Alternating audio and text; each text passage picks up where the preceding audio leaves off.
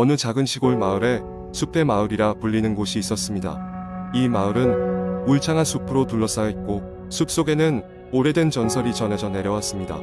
전설에 의하면 숲 한가운데에는 잃어버린 영혼들이 모인다는 울음 고개가 있다고 했습니다. 그곳에 가면 영혼들의 속삭임이 들리고 그 소리를 들은 사람은 영혼에게 사로잡혀 돌아오지 못하게 된다고 했죠. 평소에 이런 이야기를 믿지 않는 성격의 대학생인 민수는 여름방학을 맞아 이 마을을 찾아가게 되었습니다. 민수는 도시의 소음에서 벗어나 조용히 지내고 싶었고 마침 이 마을의 한적한 분위기가 마음에 들었습니다. 그런데 민수의 친구 태수가 마을에 전해 내려오는 전설을 이야기하며 울음 고개를 찾아가 보자는 제안을 했습니다. 민수는 처음엔 웃으며 무시했지만 태수의 계속된 제안에 결국 호기심이 생겼습니다. 그리하여 두 사람은 해가 지고 어둑어둑해진 시각의 숲을 향했습니다. 어둠 속의 숲은 의외로 신비롭게 빛났지만 점점 깊어질수록 기분이 오싹해졌습니다. 마침내 그들은 울음 고개에 도착했습니다. 고개에 서자 그곳에는 수많은 나무들이 삐걱거리며 바람에 흔들리고 있었습니다. 그리고 갑자기 주위가 조용해지더니 어디선가 흐느끼는 소리가 들려왔습니다. 민수와 태수는 순간 얼어붙었습니다. 그 소리는 마치 그들 주변을 맴돌고 있는 것 같았고 점점 커져갔습니다. 태수는 겁에 질려 돌아가자고 했지만 민수는 소리가 나는 쪽으로 조금 더 다가가 보기로 했습니다. 민수의 발걸음이 멈춘 곳에는 커다란 고목나무가 서 있었습니다. 그때 민수는 등 뒤에서 누군가가 자신을 지켜보고 있는 듯한 느낌을 받았습니다. 돌아봤지만 아무것도 없었습니다.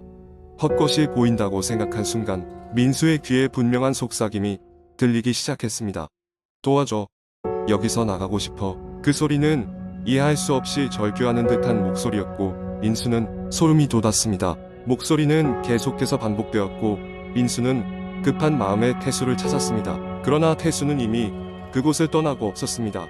혼자 남겨진 민수는 공포에 휩싸였지만 어떻게든 이곳을 벗어나야겠다고 결심했습니다. 그런데 나뭇가지에 걸려 몸을 다치고 넘어진 순간 다시 그 소리가 들려왔고 이번엔 피할 수 없을 만큼 가까이 느껴졌습니다. 정신을 차리고 보니 민수의 주위에는 희미한 형체들이 나무들 사이로 움직이고 있는 것이 보였습니다. 그 형체들은 한결같이 민수를 바라보며 뭔가를 말하려는 듯 입을 움직이고 있었습니다. 겁에 질린 민수는 필사적으로 그곳을 도망쳐 나왔습니다. 겨우 숲을 빠져나오자 겨우겨우 숨을 돌릴 수 있는 상황이었는데 그곳에 먼저 와 있던 태수가 얼굴이 하얗게 질린 채로 앉아 있었습니다. 태수 역시 민수와 같은 목소리를 들었지만 무서운 광경을 목격한 후 아예 정신을 잃을 뻔했다고 했습니다. 그 사건 이후로 민수와 태수는 다시는 그 숲에 들어가지 않았습니다. 시간이 지나 둘은 다가 그날의 체험을 잊어보려 했지만 그날들은 영혼의 목소리는 쉽게 잊혀지지 않았습니다. 그 후로도 그 숲에 관한 이야기는 계속 전해졌고 마을 사람들은 숲 근처에 가지 않도록 경고를 하곤 했습니다. 어느 날 밤 민수는 꿈속에서 다시 그 울음 고개에 서 있었습니다. 그리고 그때 들었던 영혼의 속삭임이 다시 들려왔습니다. 도와줘. 민수는 잠에서 깨어났지만 마음 한구석에는 여전히 그날의 오싹한 기억이 남아 있었습니다. 두 번째 이야기. 저는 서울 외곽에 위치한 작은 마을에서 자랐습니다. 그곳은 사람도 드물고 오래된 집들이 많이 있었죠. 그렇기에 어릴 적에는 무섭다는 생각이 들어 잘 돌아다니지 않던 곳이 많았습니다. 제 이야기는 그 중에서도 특히 으스스함이 느껴지던 한 폐가에서 시작됩니다. 어느 여름날 친구들과 함께 그 폐가에 가보기로 했습니다. 그곳은 오랫동안 비어있던 집이라고 했는데 왠지 모를 불길한 기운이 감돌았습니다. 대문은 녹슬어 있었고 작은 정원은 풀과 잡초로 뒤덮여 있었습니다. 집에 발을 디디자마자 삐걱거리는 마루 소리가 울려 퍼졌습니다. 어둠 속에서는 쥐들이 움직이는 소리가 희미하게 들렸습니다. 집 내부는 더 기괴했습니다. 벽지는 군데군데 찢어져 있었고 천장엔 거미줄이 잔뜩 쳐져 있었습니다. 가장 이상했던 것은 거실 한가운데 놓여있던 낡은 피아노였습니다. 피아노 뚜껑은 반쯤 열려 있었는데 누군가가 금방이라도 연주할 것처럼 보였죠. 이상한 소문도 많았습니다.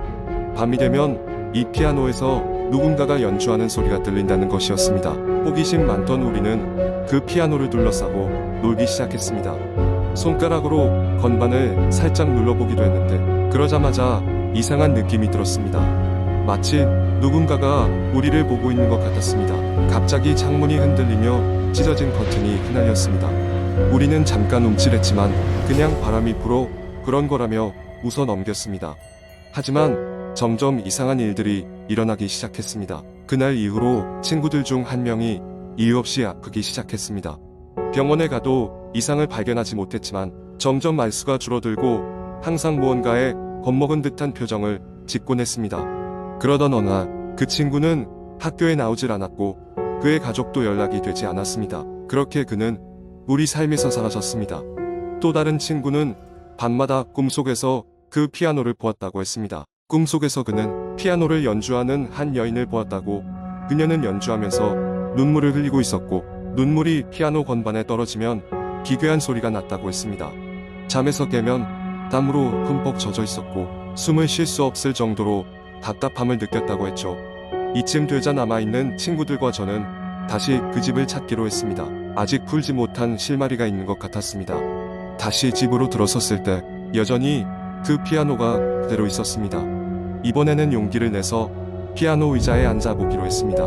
앉자마자 한 친구가 이를 돌리자 안쪽에 한 장의 낡은 사진과 편지가 있었습니다.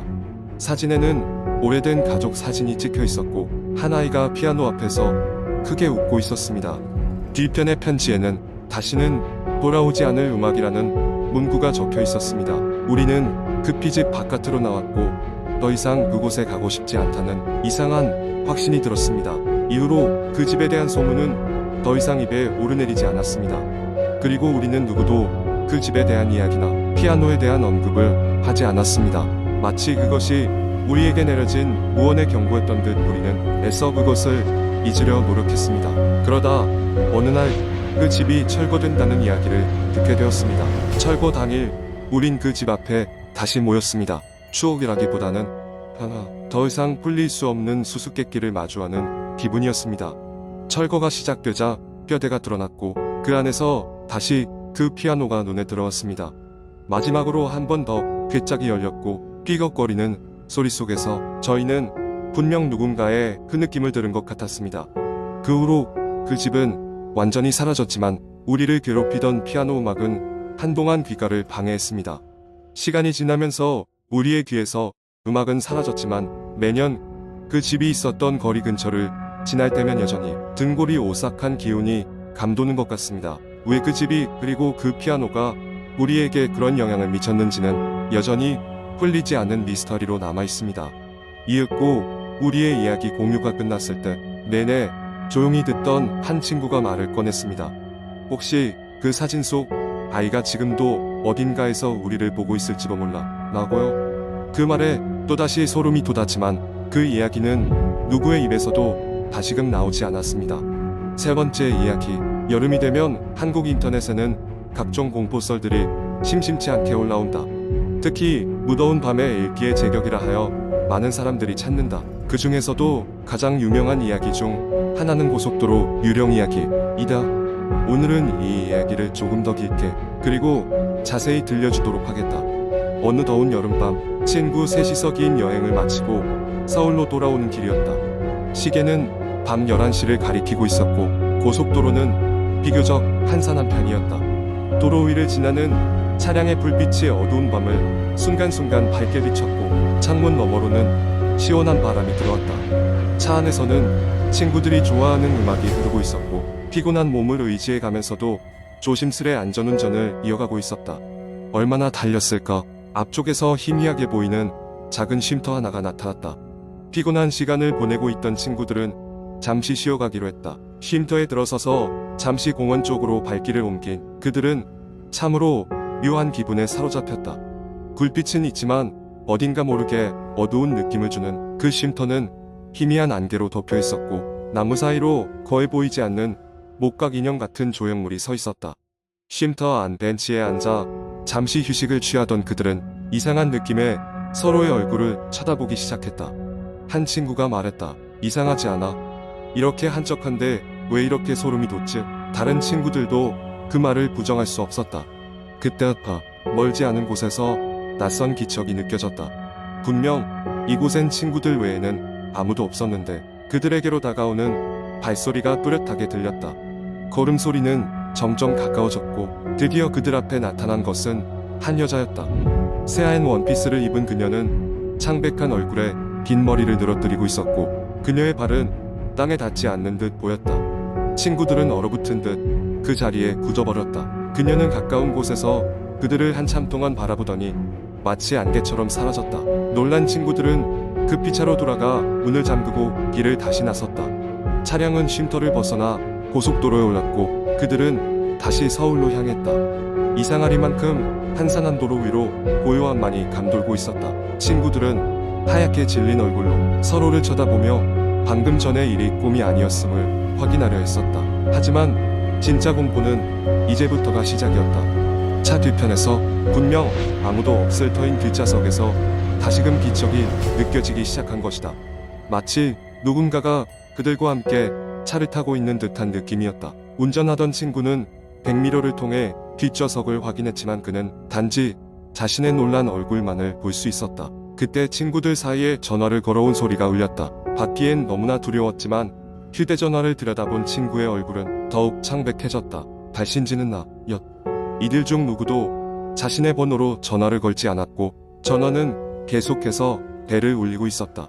떨리는 손으로 전화를 받은 친구는 그곳에서 들려오는 소리에 차라리 귀를 의심하고 싶었다. 놓쳤어. 절대 놓쳐선 안 돼. 다시 돌아와. 그 알 수 없는 목소리와 함께 전화는 끊겼고 친구들의 머릿속은 더욱 혼란스러워졌다. 그리고 바로 그 순간 차가 갑자기 심하게 흔들리더니 도로를 이탈하기 시작했다. 스티어링 휠을 붙잡고 있던 친구는 있는 힘껏 차를 제어하려 했지만 무언가가 그를 저지하고 있었다. 차량은 점점 속도가 줄어들더니 결국 고속도로 옆 안전 구역에 멈춰섰다. 숨을 몰아쉬는 친구들은 한동안 말이 없었다. 그리고 그 순간 그들은 앞에 보이는 차량의 와이퍼에 끼어있는 낯선 여자와 똑같은 모습의 봉투 하나를 발견했다. 조심스레 그 봉투를 꺼내 들고 그들은 봉투를 열어볼 엄두조차 낼 수 없었다. 마침내 용기를 내어 봉투를 열었을 때 그 안에는 누군가의 사진과 함께 짧은 편지가 들어있었다. 편지에는 단 한 줄의 문장이 적혀 있었다. 당신이 나를 봤다면 당신도 날 찾고 있는 거야. 그 후로 그 친구들은 아무리 시간이 흘러도 그날의 경험을 잊을 수 없었다. 그들은 어디로 가든 항상 차 안의 뒷좌석을 확인하고 전화벨이 울릴 때마다 두려워하기 시작했다. 하지만 그날 밤의 경험은 그들에게 진정으로 공포스러운 것 이상이었고 그들은 결코 그 비밀을 풀 수 없었다. 얼마 후 그들은 알게 되었다. 그 쉼터에는 오래전 사건으로 인해 사라진 여학생이 있다는 소문이 돌고 있었고 그녀를 마지막으로 본 사람은 그 누구도 무사하지 못했다는 사실을 기후 그들은 그 고속도로를 다시는 지나지 않기로 마음먹었다. 이 이야기는 그렇게 전설처럼 전해지며 오늘도 누군가 그 길을 지나며 그녀를 만날까 두려워한다. 그리고 무엇보다 중요한 것은 절대 혼자 길을 떠나지 않는 것이다.